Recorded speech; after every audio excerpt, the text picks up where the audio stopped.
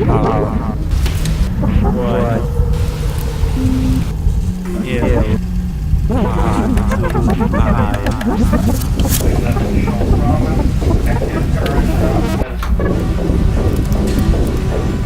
It is in the night that you meet the strangest creatures.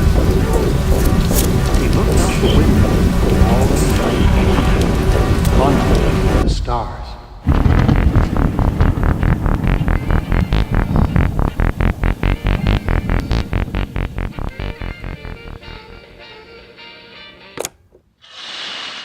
Well, you're back. Or at least I think you are. Well, I'm back. I'm Andrew. Oh, would you look at the time? It's 11:35 p.m. I usually take a shower in the morning, but I thought it would be a good exercise to take one at night. As I mentioned in the last episode, I always run through my day in my head before I go to bed, but I also do a lot of thinking when I'm in the shower. So I figured maybe if I get all my daily recaps out of my head before bed, I can fall asleep a little bit faster. So lately the thing I've been thinking about a lot is art. I mean, what makes something art and what makes something not art? This is something that comes up a lot at work with certain projects or with my friends talking about TV and movies or just my daily routine. Like, there is so much art in the little things that we do every day that I don't think we realize. Like having a well-balanced breakfast in the morning before you go to work, or hand washing your dishes after a long day to relax. Or I guess listening to music in the shower before bed. But recently I went to the Salvador Dali Museum in St. Petersburg, Florida, and there was a Duchamp exhibit on display there at the time. Marcel Duchamp's art brought upon that idea of conceptual art, where the idea or meaning behind the art takes precedence over the physical part, or like the visual aesthetic of the piece. I've never formally studied art, so probably a lot of this is not new to you. And I'm not really good at articulating these kinds of things, but I guess what he was trying to say was there was a lot more to art than what you see. One of Duchamp's most famous pieces is a snow shovel that he bought one day, and he hung it up on display and called it In Advance of a Broken Arm, which to me is pretty funny. But there's something really interesting about taking things in the world, or Duchamp introduced this idea of like ready-made objects in art, and having it represent something deeper than what you see externally, I guess. But this show is definitely inspired by that. The nighttime, for example, has so many other meanings and feelings, especially to different people. And I'm trying to explore that. The art of late night. Anyways, I got some great guests tonight to help me explore some of that kind of stuff. Let's wait until this song is over first.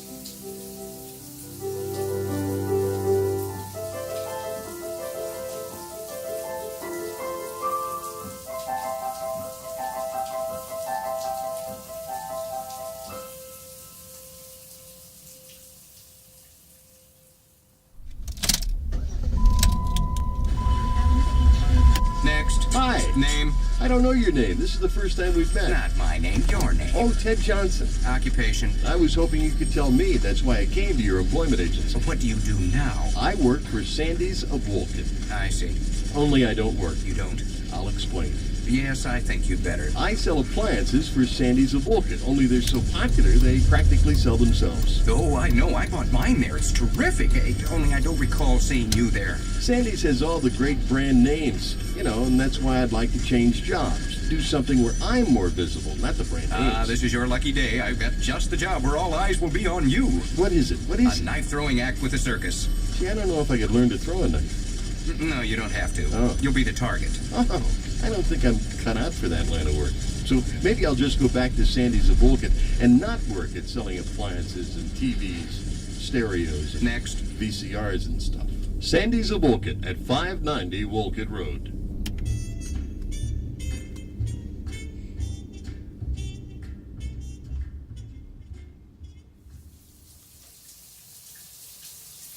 Okay, so my first guest is someone who was nice enough to sit down with me and talk through my sophomoric thoughts about art. My friend Rachel Levinson, who is a comedian in New York City, and she used to work at the MoMA, the Museum of Modern Art. So she has a lot of background in both art and comedy, which I think is very intertwined with each other.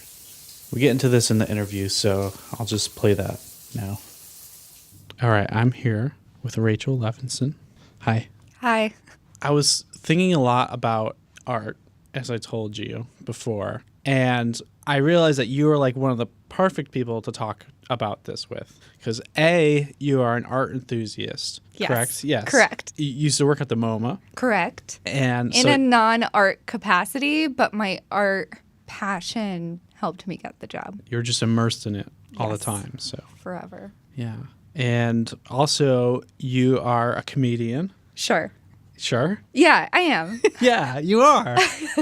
2018, owning it. And you are a comedy enthusiast. Yes. So I thought this was a perfect excuse to talk about this with you. Do you think that those go hand in hand, art and comedy? Yes. So I think they can. Like, there's a lot of like bad art that's funny to art people, you know, or like bad comedy that's funny to art people, or like bad comedy that gets away with what it is because it's like artsy enough that you pretend you get it, Yeah. you know? Yeah. But I think like a lot of art is funny, even if it wasn't meant to be necessarily. And a lot of comedy is art, even if like it wasn't written to be in MoMA. So when I Googled art, great. I see you did research. yes, I did some research, and a good definition that I was pretty satisfied with was the expression or application of human creative skill and imagination, producing works to be appreciated primarily for their beauty or emotional power. That's it. Yeah. And that's comedy too. Yeah. Good comedy. Well, how would you define comedy? I think it's weird because we keep thinking of art as paintings and sculpture and performance art as like weird 70s dance. Yeah. You know? But comedy is performance art. Like you're using your words and your physicality, no matter, even if you're a stand-up that's just standing there staring at your shoes the whole time, that's still a choice. Like that is art. You're using everything in your body to create a direct emotional connection and response from people. And it just happens to be, one emotion, which is laughter. Yeah. Yeah. But the thing is, I think some of the best comedy is like pretty sad. I don't know. Maybe that's Give just me an me. Maybe that's like example. depressed girl. But like, okay, Tig Notaro became even more famous and well known for her set Live. She recorded an hour-long set like a week after she was diagnosed with breast cancer. And so it's really sad. And you're listening to her and you're like, this is awful. And the whole set, she's even going, guys, it's fine. I have cancer. Like, and there's something really sick and like funny about it. And she's really funny. Humor, the equation is tragedy plus time equals comedy. I am just at tragedy. Some of my favorite kind of art lately that I've been into is like Dada and like anti-art. Yeah. And that is just like a rejection to like, or almost like a mockery or parody even of traditional art. Yeah. It's weird because it's still all art. Well, the original Dada was like a direct, like nihilistic response to World War I and sort of like everything that was sort of like bourgeoisie of what art had become. And I feel like anti-comedy, like alt comedy, has kind of become the same thing, where half of the joke is that you're making fun of the type of comedy that would do well on like a CBS sitcom that like a lot of other people might enjoy. Yeah. And people find it annoying that like Young Sheldon, for example, Great example. is picked up, so much money is being spent on it, yet they're jokes that like are predictable, that those fans find predictable. I'll phrase it and I that guess way. like a very like good example to that is like Too Many Cooks. Yes. Is like Dada to Young Sheldon. It's still a direct response to something else. Yeah, so it's interesting because like if you take an improv class, like one of the first books they recommend is called Truth in Comedy. And the thesis of that book is the title, which is if you're not emotionally honest, you're not going to have good jokes or connection or comedy. Like I still love like Too Many Cooks and all that. So there is this weird, sad truth in it of like how exhausting it is to have all of the same 90s sitcom format being shoved in your face for 10 years or whatever So it's weird because like you think it is funny, but it's also like you are laughing in the face of something very how depressing capitalism can be or whatever the joke, Yeah. and a lot of Dada is like just causes confusion. And I think people don't accept confusion as like an emotion to have from art. So I think some people just when they don't get it, they think they just don't get it. And like maybe the point is to not get it. Yeah, I think a lot of people are uncomfortable being wrong. I mean, that's part of it. Yeah. But there is something nice with not fully getting something. Like, that's why, like, Monet works or, like, a Rothko painting works is because you're like, whoa, there's something here I like. I don't know what it is. Maybe if I stare at it, I'll figure it out. But, like, that's all, like, sort of a nicer visual color scheme. Whereas with comedy and stuff, I don't think people have as much patience. Yeah. Something that reminds me of that is this time Andy Kaufman was on David Letterman's, I think it was his morning show. He has not been on television much lately. He's been, I guess, busy doing other things. Please welcome Mr. Andy Kaufman. And he was just talking about how he doesn't have a job anymore. And I got a call from my wife's lawyer. She wanted a divorce. And she got a divorce. She got the kids, the house. She got all my money. Things aren't great at home. And he went on for a little bit about kind of like how depressing his life is. I don't really have anything. And then he just started. I know this sounds like a cliche, but if you could, any extra money that you have, I would appreciate it. Going into the audience and asking for change. I haven't seen that. It's like it made everyone really uncomfortable, but it's stepping back. It's hilarious. It's hilarious. It's great. I mean, it's obviously a bit, but he created so much like uncomfortable emotion and like confusion, or they didn't know whether to laugh or what. I'd rather if you don't laugh because I'm not trying to be funny right now. And that's really borderline performance art and comedy. Yeah, I think like Andy Kaufman's a great example because he also did stuff, if other people don't know what he's done, is he was on Taxi, which was a sitcom, and he like contributed to SNL back when it first started and did like certain characters, but then he started doing wrestling. Yeah. And like then he was picking fights with the wrestlers outside of the wrestling arena, like literal arena, and like on Letterman, he picked a fight Right, yeah. and all that. And then he started saying he's only going to wrestle women because everyone started being okay with him wrestling. Like he kept pushing that boundary. Yeah. It's like creating this emotion. Yeah. From this work that he did. Yeah. Yeah. It's pure art, right? I think he's great. I think it's interesting because it also like this. Sorry, I'm going to go on a Go ahead. tangent. I feel like then we get into like this weird thing with that we run into when talking about Sacha Baron Cohen and things like that, where it's like, well, context is half of the joke. And are we okay with, or who else? Nathan for You. Yeah. I can't handle that show. I find it, do you watch it? Or Yeah, it's one of my favorite things. Okay, yeah. Like I hate it when people aren't in on the joke, but I get it. Right. It's But hard I am to... so socially awkward anyway. Like, I don't even watch Curb Your Enthusiasm because that's like, no, like that's just like living my life for an extra hour. So I have trouble with like situations where it's pushing people outside of what they know what's going on necessarily. But I think that might be more personal preference than actual art ethics necessarily. Right. Well, for example, like Duchamp, the most famous thing that he's done is that he took a urinal. He just like took it and just called it the fountain. Right. And people didn't get it, or they weren't in on it or something. And I feel like there's something there where you're also causing confusion and stuff. But like, was that intentionally to be funny? Oh my God. I wrote down the most perfect quote for this moment. Yeah. I only wrote down one quote, Yeah. and this is it. It was from Duchamp, and he was talking about, so the Dada group started as more as like protesters to World War One. Yeah. So they took it very like seriously and politically. At least the German Dada group did, but not the U.S. New York was like, oh, that's cool. Like we'll like climb buildings and put balloons on them, and that'll be Dada. But Duchamp wrote, he was like, when you're fighting, you rarely manage to laugh at the same time. And so it was sort of that like things were meant to be funny unless like he decided it wasn't a joke necessarily. Right.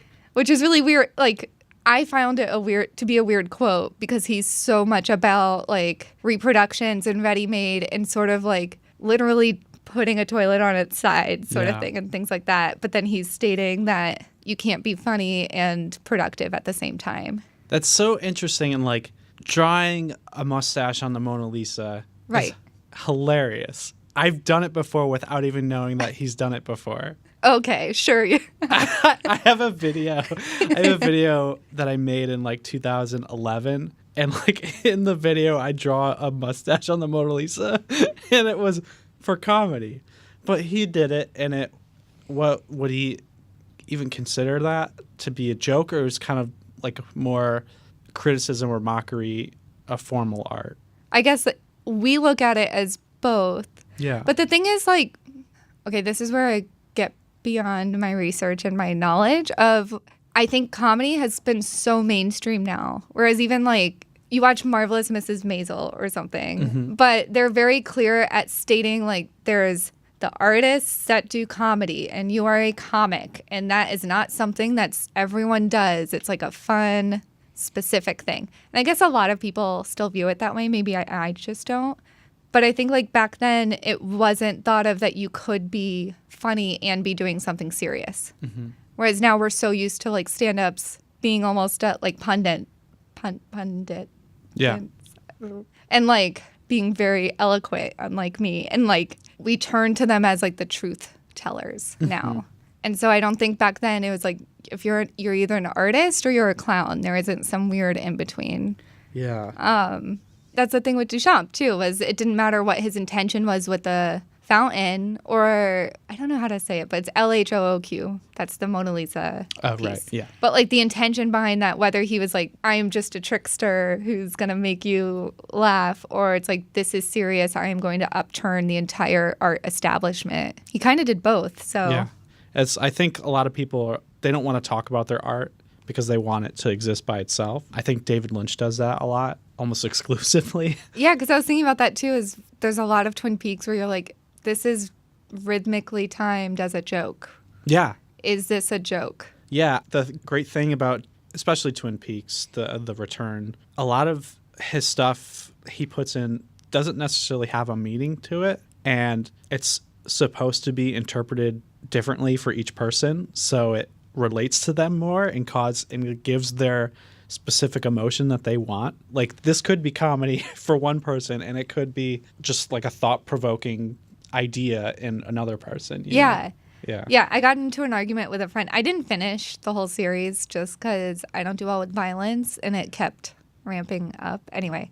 But like I got into an argument with a friend over it because they were like, oh, that was so funny in the last episode. I was like, that was horrifying. Like that's not... There was one moment, there's a car and there's this woman screaming. Yeah. Please, man. What are you doing? We're trying to get home. We're already late. We're late for dinner. It's way past 6:30. Why is this happening? And that was just so unnerving.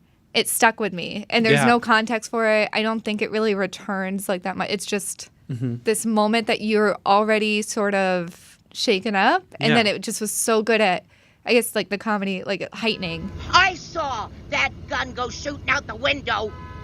Her uncle is joining us. She hasn't seen him in a very long while. We're late. We've got miles to go. Please, we have to get home. She's sick.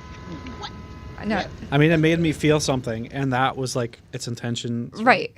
Also, you were talking about, like, let's say Young Sheldon. Yes.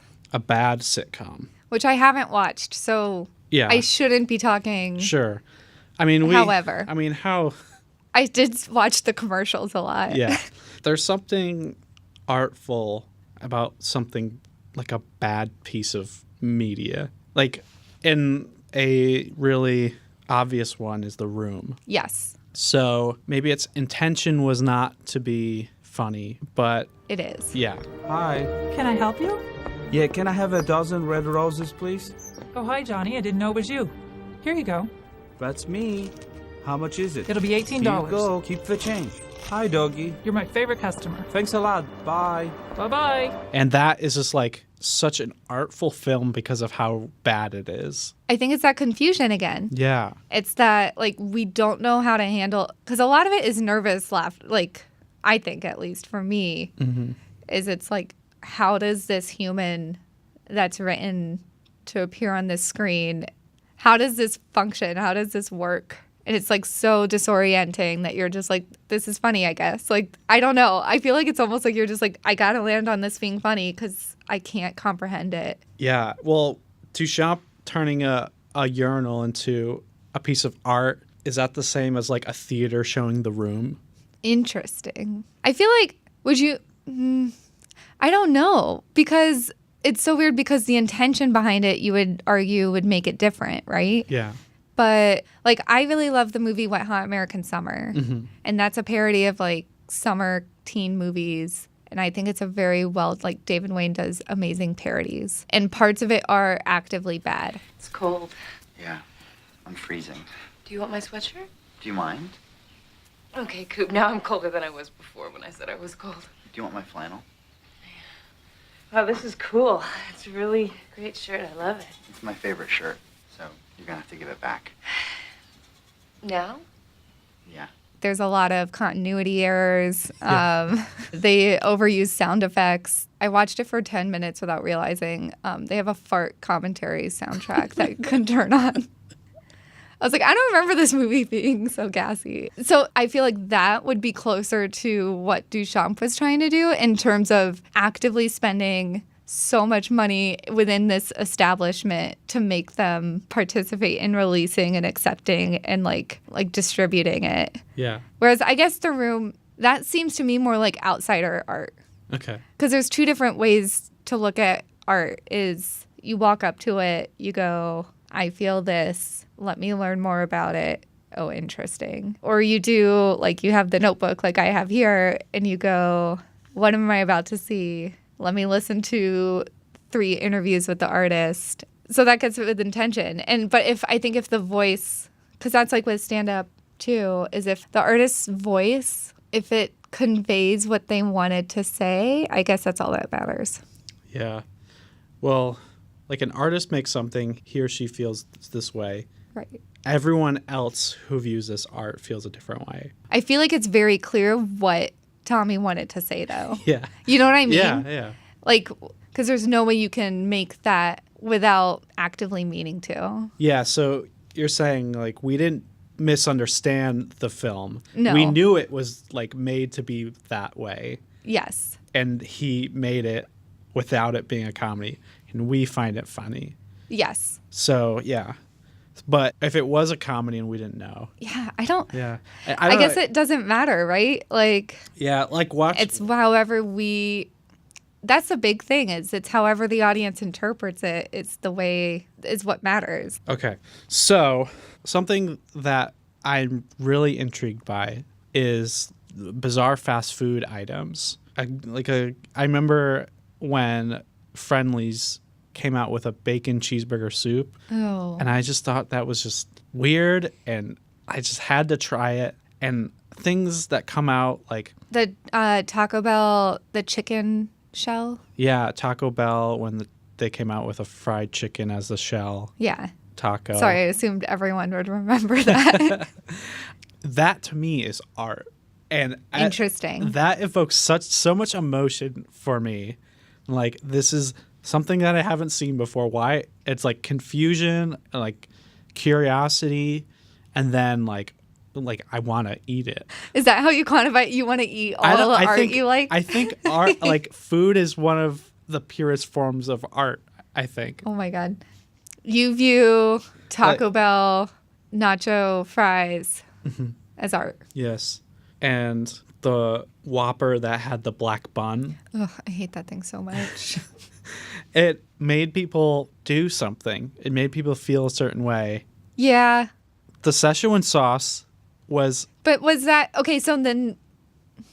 So the intention doesn't matter. I mean, obviously someone, like, thought of this idea, and, like, that could be art itself. But then, like, the outrageousness of the food. So I guess, like, I get a little... And maybe this is, like, incorrect. Maybe it's impossible to do this. Mm-hmm. But I want to say, like, nervous comparing things that are... Rooted in capitalism. Rooted in capitalism. Thank you.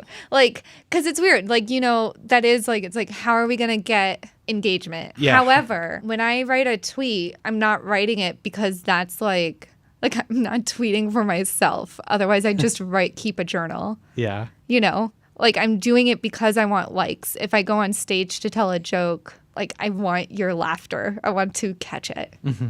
So obviously it is different, but also there is still like an inherent selfishness in art also. And like, isn't that the ultimate goal is like you make money off of this art? Right.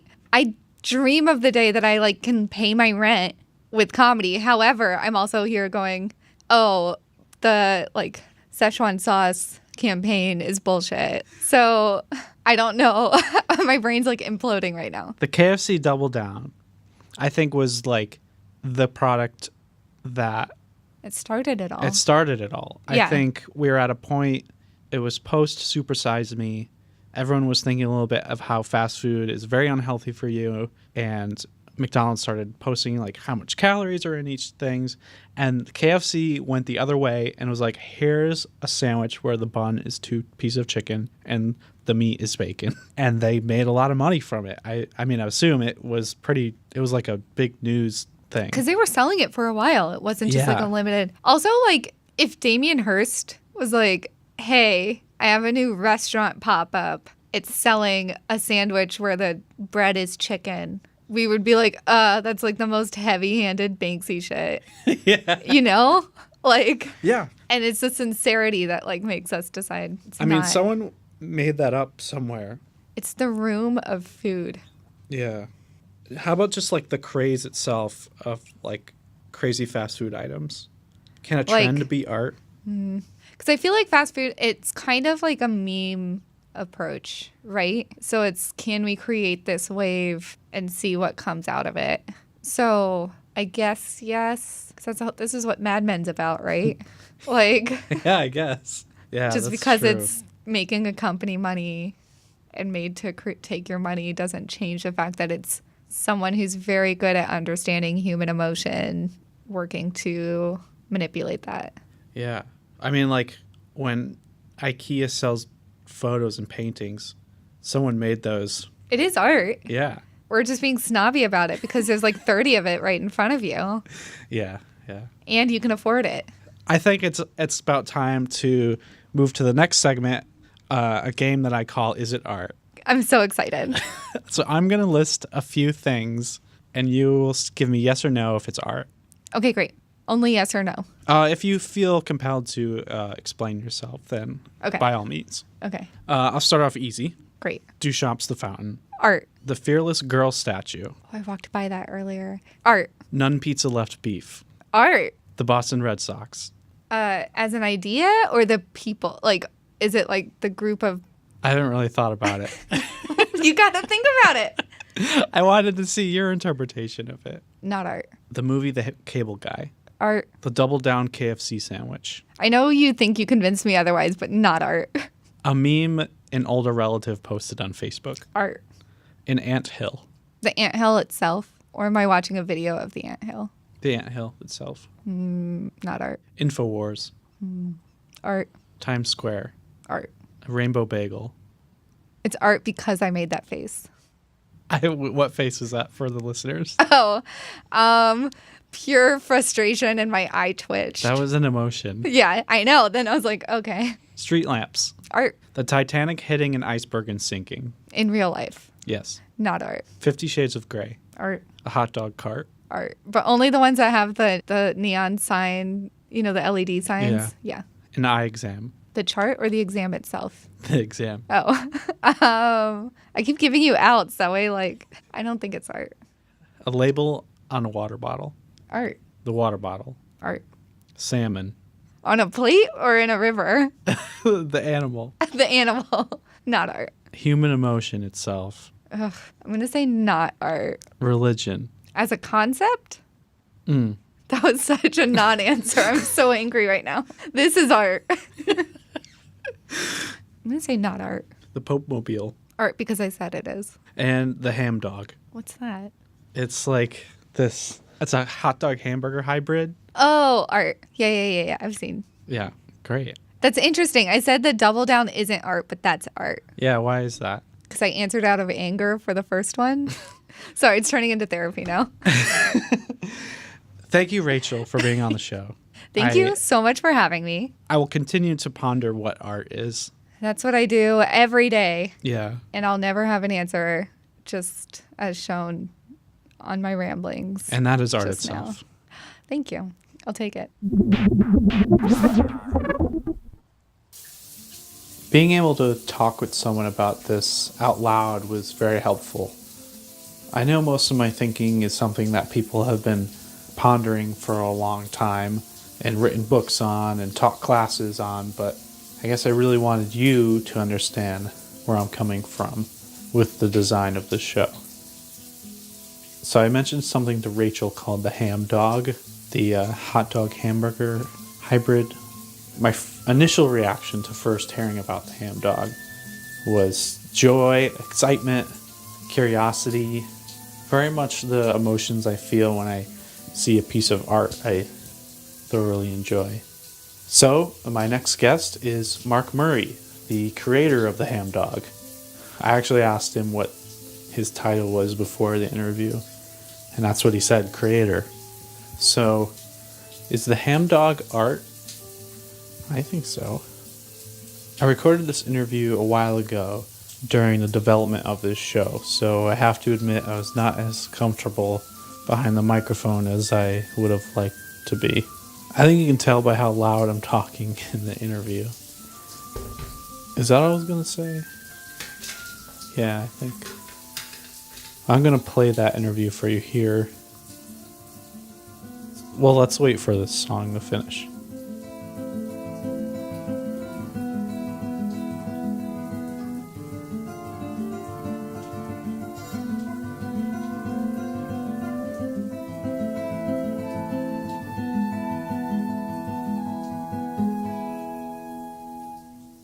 All right, here we go. Okay, so we're here with Mark Murray, creator of the Hamdog. How are you? I'm fantastic. Thanks for being here. So Thanks excited. for having me. I'm very excited to be in New York. What kind of food have you tried in the city so far? Well, a bit of everything. There's just so much variety here. And we've had the burgers, we've had the hot dogs. We're just still missing the Hamdog bar. Yeah, totally, exactly. First of all, I love this idea. Okay, let me stop here, actually. Oh, God, from the get-go, I'm sounding like Jimmy Fallon interviewing guests. It's a bit pandering, but I really do love the idea. I don't know. Whatever, sorry. I knew I forgot something. Whenever I'm at a barbecue, the person on the grill, they're always like, you want a hamburger or do you want a hot dog? You want both? What do you want? And just the idea I can have both, one bun, yeah, it's perfect. It is. And the thing too is what a lot of people forget is the Hamdog is not just one style of patty and sausage. We've got an array of variations being made up across the world, from Korea through to, back home in Perth. I've seen a vegan one, I think it's somewhere in Italy. I mean, yeah, you can get really creative with a Hamdog down to any sort of meats and sausages that sort of work well. So, yeah, it's a bit of fun too, experimenting, for sure. When I first heard about this, I went home and tried to do it myself. So what I did, I just cut up 2 hot dogs and put them on the side. It didn't work as well. So no, we do get we've got quite a good following. A lot of people always sending us in their photos of their midnight creations after they've come home from a bar. And it's good to see the people sort of behind it. It's become a very sort of a fun fun food in such a serious world we're living in right now, and it's everyone's always joking or laughing when they're looking at it or talking about it, and I love that about the Hamdog. So, for people who don't know, I probably should ask you first, can you describe the Hamdog and then where you got the idea from? The Hamdog, visually, when you look at it, you can see it's just a hamburger bun and a hot dog bun that have been morphed together. And you look at it and go, wow, that's just so obvious. The idea came to me a fair while ago. I was living in the States. I was down in Nashville. And late one night, I've stumbled out of a bar and I'm starving, hungry, and I've ended up grabbing a burger. And I was walking, and there was a Hamdog cart there too, and I'm like, I'm going to need more food. I think he meant hot dog cart here, not Hamdog cart, obviously. So I've grabbed a hot dog, and I've jumped in the car, and I was being driven home, and I'm doing the balancing act on my lap, started on the burger, then I'm into the hot dog. And I remember saying to the driver, wouldn't it be easier just to combine the two? And then I think I passed out, and I woke up the next day, and the idea was still there. So I actually put pen to paper. People were laughing at me, going, "Man, you're insane. This is crazy." And 2 years later, I managed to get a US patent for the design of the bun, which now's made it the only patented food product on the planet. And from there, it's once the media picked that up, it was like, wow, and right. Off we went. It makes so much sense you thought of this idea in the States. Yeah. It's a very American kind of... It is and it was funny watching Jimmy Kimmel and Stephen Colbert. Dave went on rants about how it should have been invented in America by Americans. I want to mention something tonight that is upsetting me. There is a brand new food that's about to make its way to the United States. It's called a ham dog. The ham dog is something we should have invented here. How did Australia beat America to the ham dog? And they feel like they got ripped off. And I'm like, well, I was here. So it kind of, I think that's good enough. And we're going to launch our first store in the US as well. And in New York City is going to be our first ham dog store. So, so we're sort of bringing it home to you guys. Oh, yeah, I forgot to mention this. The reason Mark was in New York was because he was trying to open a ham dog store in the city. The first one in the United States. I think the first one ever. Yeah. I support this, but I'm not sure he's doing it the best way. Well, I'll let him explain. Were you surprised by all the reaction? It was unreal because I went on Shark Tank in Australia. Right. We've got our versions exactly the same as you guys, except our investors probably don't have as much money as as the sharks over here. And they found it all pretty amusing, and I literally got laughed off the show. No one saw it as a business idea at all. And then I sat on it for a while, and then I thought, you know what, I'm going to make this thing happen. And we did. We launched it in Perth at an event, and the public just went crazy for it. And since then, it's just grown, and then the media picked it up. And as we went viral across the planet, it's just, we're in over 8,000 7-Eleven stores now in South Korea. Oh, wow. So, it's been an amazing lot of growth and interest. What kind of feedback have you gotten from people who've had it? The feedback has been really, really good. And again, what I love about it, Andrew, is the fun it adds to it. And for businesses that we've started to bring on board that are selling it on our behalf, it's just bringing them more customers. And everyone's looking for sort of, we're all looking for more customers in business. So with our licensees, they add the Hamdog to their menu and away they go. Something I think would be great to have the Hamdog at is a baseball game. Oh, it would be the perfect place. Right. Walking the streets of New York City in the last few days and being in Times Square and looking at the volume of foot traffic there, we're like, we've got to have our first store here. We're going to franchise Hamdog stores across America, though the last few days we've decided what we want to do with the first store is crowdfund it, but in a different way so that... Okay, here's where it gets a bit weird. Sorry. For me, the Hamdog's become popular because I made it happen. I had investors and entrepreneurs that are meant to know everything tell me that it couldn't work. Well, they're wrong. And, for young entrepreneurs these days trying to get somewhere, I want to give back. So we figured, let's crowdfund the first store. The people that get involved will have a say in what happens. All the profits we're going to make from the first store every year are going to go back into projects, entrepreneurial projects that we can fund, and all our crowdfunding crew that have been on board, they'll have a say in what gets funded and what doesn't. So we estimate we'll be able to tip in about $1 million a year towards helping not just young people, older people like myself too. I'm in my 50s. You know, we all need a break, and you know, I want to do that. And what a lot of people don't realise too, 6-7 years ago, I was living in my car, man. I had $50 and everything I own, and I was living in a car. And it's only because of me now I've got a Lamborghini with Hamdog number plates on it. I mean, gee whiz. Okay, there's a lot that happened there. I'm not sure kickstarting a restaurant in Times Square is a great idea. There's plenty of places elsewhere in the city, and Brooklyn especially, where I think people would go crazy for this. But Mark dreams big, and I guess I can't blame him for that. A good journalist probably would have confronted him with that, but I think I was a bit naive, as was he. But instead, I grilled him on this question. What is the ultimate condiment for the Hamdog? That's an interesting one. We've just had a place in Perth, back home in Australia, launch a version with I think it's a Vienna sausage, gourmet patty, and they're using garlic butter, ketchup, I think baby spinach is in there, some bacon, nacho cheese. And it's just like, and the feedback we've had on that, people are going, yeah, this is it. This is the bomb. So, yeah, it can certainly get your mouth watering.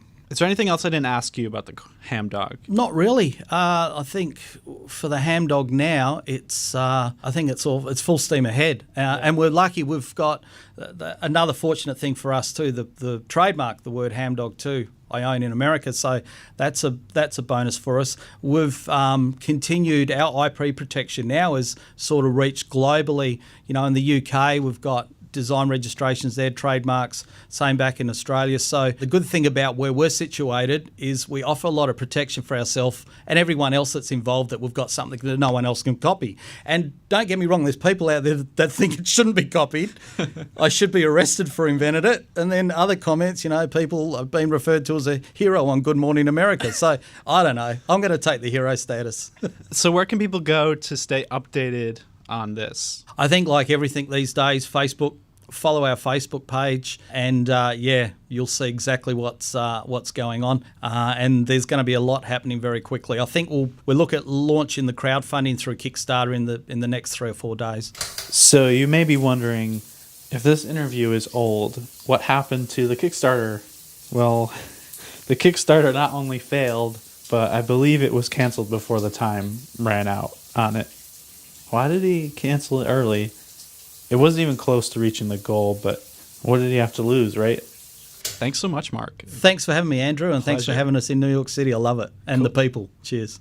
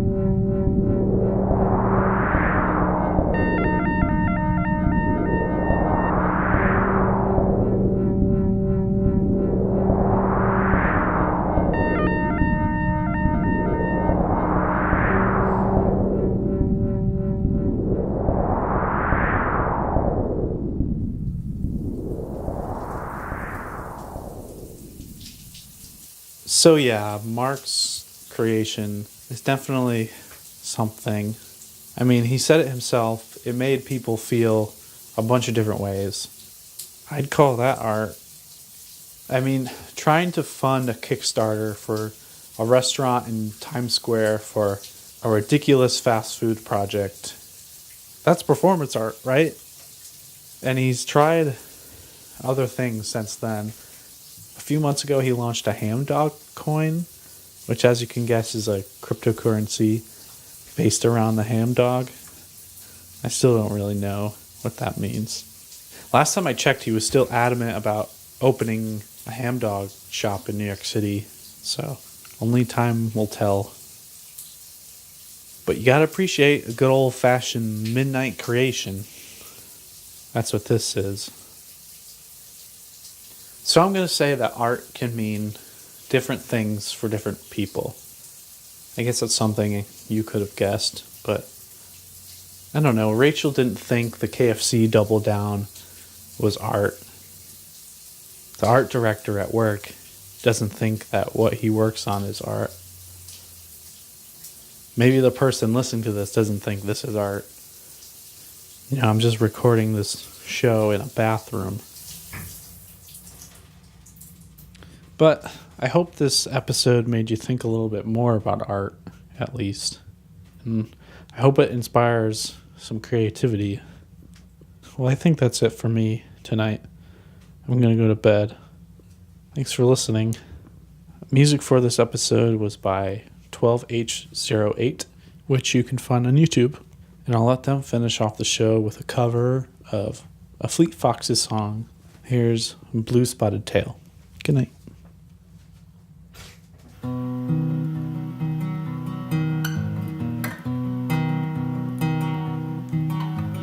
Why in the night sky are the lights hung? Why is the earth moving round the sun? Floating in the vacuum with no purpose, not a one. Why in the night sky are the lights hung?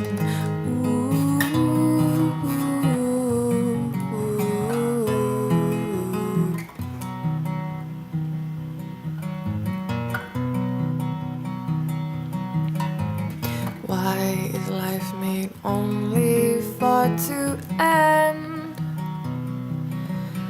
Why do I do all this waiting then?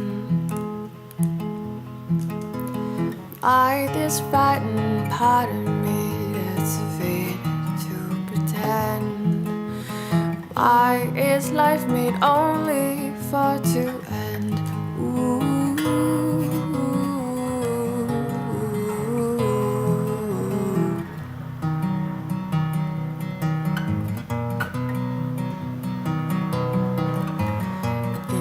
City only for a while, here to face the fortune and the bile. I heard you on the radio, I couldn't help but smile. In the city only for a while.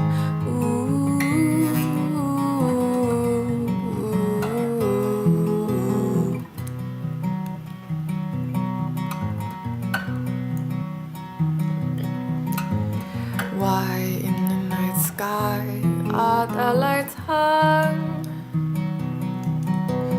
Why is the earth moving round the sun? Floating in the vacuum with no purpose, not a one. Why in the night sky are the lights hung?